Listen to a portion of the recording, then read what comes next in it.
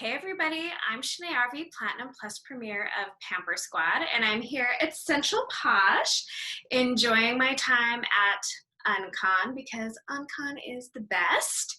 I'm excited to talk to you guys today about being an effective leader and really about planning your leadership for short-term success and long-term success and making sure that you're kind of keeping all of those things in mind as you build and as you progress as a leader. So let's get started with the P in pivot, right? Which is going to be put your own mask on first. This is something we have to learn as people on a plane and business and team leaders. Your business numbers matter, right? The pace you set is going to be the pace of the pack. So that's definitely something you have to keep in mind as a leader, making sure that your expectations and goals are including all of the things that you need to do because your business matters. We're here to make money. Let's make sure that we're taking care of our own personal business and our own customers first. It's important to remember that you don't have to be number one on the leaderboard every single month to be an effective leader putting your mask on first, right? Consistency matters. Set a pace that works for you, your family, and your team so that you can be successful as you go all the way along. Show your team members what you're doing. And I mean that in a couple of ways. When you do certain shout outs for your team, make sure that you're included. You want people to see that you're showing up for them and for your own business. That's also going to be a great model as your leaders are up and coming. You don't want them to get so focused on working with their team that they're not taking care of their business, right? We want to model good business practices. Another way, show your team what you're doing is literally show your team what you're doing, right? When you're working on something, go ahead and go live or snap a picture and, email it to your front line so that they can see things that you're working on day to day, week to week. That's part of working smarter, not harder. When you do lives and trainings, make sure that you have another place to house those, right? So make sure you're tagging them if you're doing them on Facebook. Make sure you save those to your phone and then upload them other places so that your team has easy access to those in the future. That way you're not going to have to recreate the wheel time after time as new people join your team. Set realistic, growing numbers and expectations for yourself and for others. So one thing that I like to do is kind of keep track of our growth rate over time so that I make sure my team is moving in an upward direction. Same with my personal business and my paycheck, right? These are all things that we want to make sure that we're setting an expectation of growth. And that's a big part as a team, deciding where you want to go. It really makes me think of the part in Alice in Wonderland where she shows up to the Cheshire Cat and says, "Which way should I go?" And he said, "Depends on where you want to end up." Or something like that, right? So make sure that you know where you want your team to go. If you're just going month to month like, I don't know what I'm doing, that is going to be reflected in your team's response to what you're all trying to work together for. Share your team goals, right? I want my team to know what numbers we're shooting for as a team. Make everybody a part of it, right? As you're planning your month, make sure you're reaching down, thinking of leaders and what their goals are and what they need to be doing as well. All of that should build on each other for that larger team goal. Making sure that you build in your team with those smaller groups, it's going to make sure that even though you may be pushing for a promotion, it's not going to feel like you're just driving your team for you, right? We're helping Karen promote to Pink Plus 2. We're helping Debbie promote to Pink Plus 3. We're pushing for Sarah to hit Pink Plus 1, right? And all of those things are going to add up to help you achieve your ultimate goals and promotions as well. Make sure it's about them. Okay, let's talk about the I in pivot. You really want to make sure that, first of all, you're seeking out those rock stars, right? You're identifying them, you're focusing on them. You want to be putting your energy into people who are putting their energy into their business. That just makes good business sense, right? But we have to remember that we have people engaging at every level in our teams. I kind of think of my team in 4 basic levels, right? I have my established grown-up leaders who are, I mean, they're rocking it. They don't really need me except we're friends, right? Then I have my up-and-coming leaders who are really just working on those leadership skills and building their teams.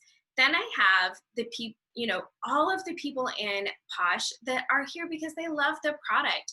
You know, this is their side hustle, and maybe their goal is to just pay for their kids' dance lessons. They matter. This is a huge thing that you have to remember in your business, right? That is the core of your team volume. Then of course we have the people who join and just occasionally do bulk orders, so maybe they're not as plugged in, or your new people, right? So I try to think of my team in those kinds of tiers and make sure that I'm creating engagement on all of those levels. Remember that you have new people joining your team constantly, or at least hopefully you do, right? And that's something for me. I've been around almost 9 years with Perfectly Posh, and sometimes I forget what it was like when I very first started. I try to make sure I'm creating systems that are duplicatable for my leaders and also for people just as they're working their business day to day. Make sure you're finding ways to celebrate more than just your rock stars. Let me show you what I mean.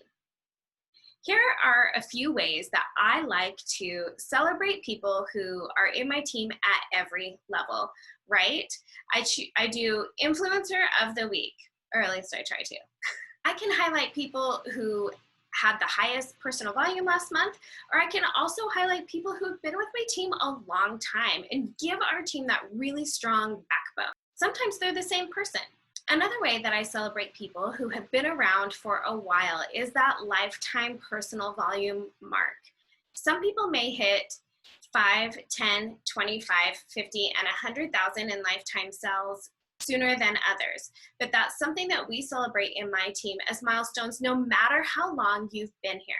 We also celebrate Poshiversaries in our team, right? Whether you've been here for 1 year, 7 years, doesn't matter. We want to celebrate you.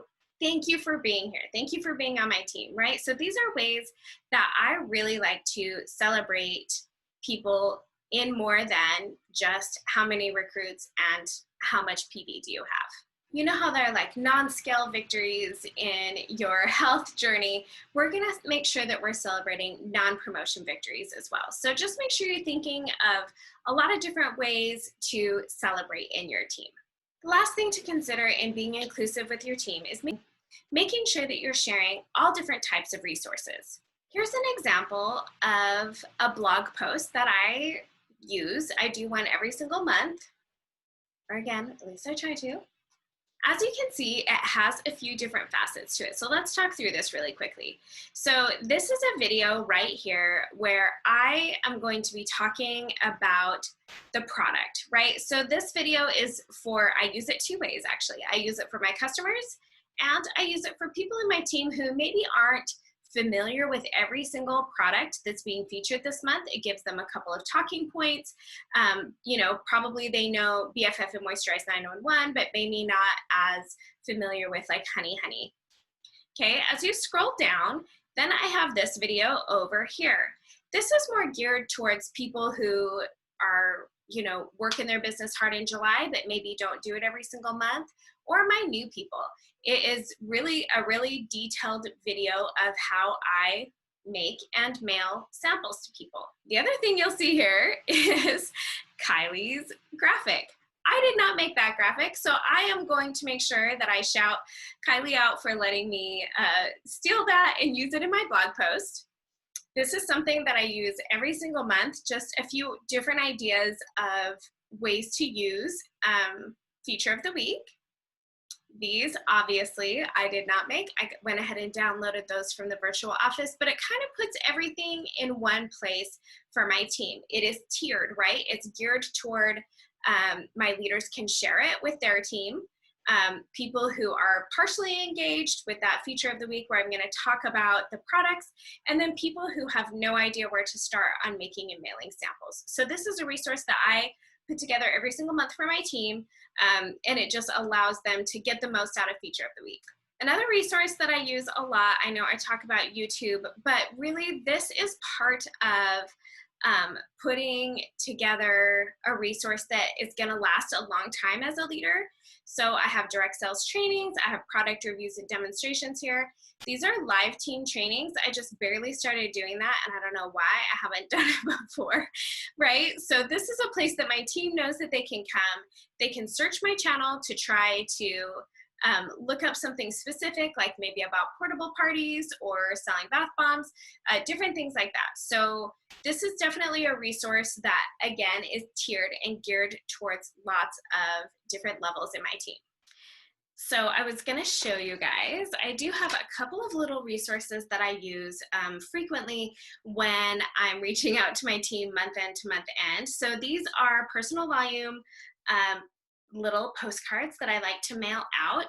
If you're not to the level in Posh where you're ready to invest in your own team, postcards like that, it's okay. Just go get a little note. Look how funny that is. Go get a little note card from the dollar store and go ahead and just write a message in there that lets them know you're proud of them for hitting whatever goal that is and that you're happy to have them on your team, right? This is about validating where everyone is and what they contribute to your team. Okay, so let's talk about the V in pivot. We're going to talk about being vulnerable, right? One thing that is vulnerable for me is being asked to do a training on being an effective leader, because I know that I'm not perfect. I know that I make mistakes. I know that some of my team may see some of those postcards and be like, hey, I never got one of those, right? So while you do want to make sure that you're working on setting good expectations, it's okay to make mistakes. It's okay to not be perfect, right? So just remember, like, burnout is real. You need to be setting good expectations as a leader. If you're doing every single thing for every single person in your team, then those people in your team, as they promote, are going to believe that they have to do every single thing for the people in their team. You do not want people to feel that way. You want them to feel like Posh is doable for them, right? So make sure you're setting good and realistic expectations. Make sure you're also sharing things that didn't work. You guys, how many parties have you hosted where it hasn't gone very well? How many times have you forgotten to do your follow-ups? How many times, have you messed up on something else? We're going to share the things that aren't working as well. Make sure that people know you're human.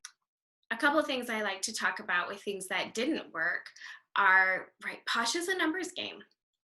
We're going to have to talk to a certain amount of people before we get those people who are going to join our team.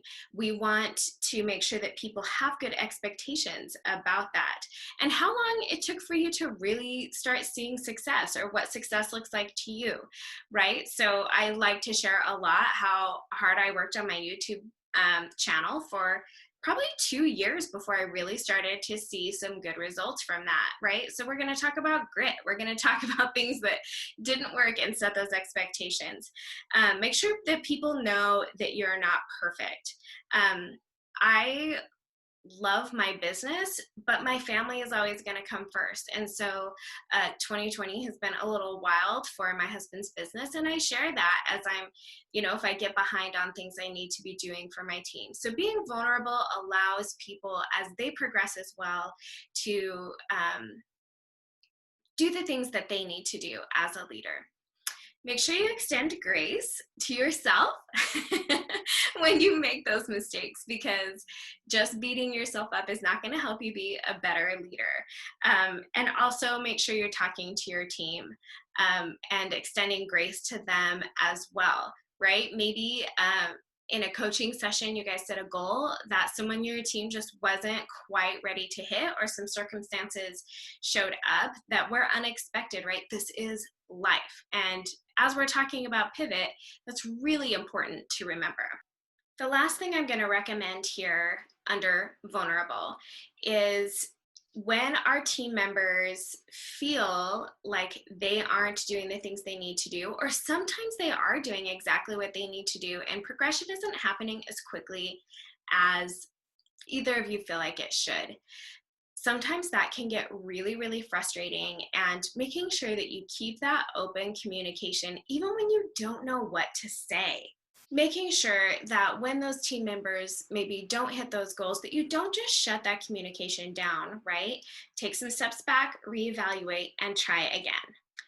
O stands for office hours. And I'm going to be really honest with you guys. I had to make this fit into pivot, right? I don't have set office hours, but that is a really effective tool that you can use as a leader to set those expectations, right? So know your why: freedom, flexibility, and fun. I am not going to give up my life for my Posh team. I love them so much, but the entire reason that I do Perfectly Posh is for freedom, flexibility, and fun. The freedom to earn money on my flexible schedule as long as it's fun. So that is something that's really one of my core values in my business and my core values with Posh.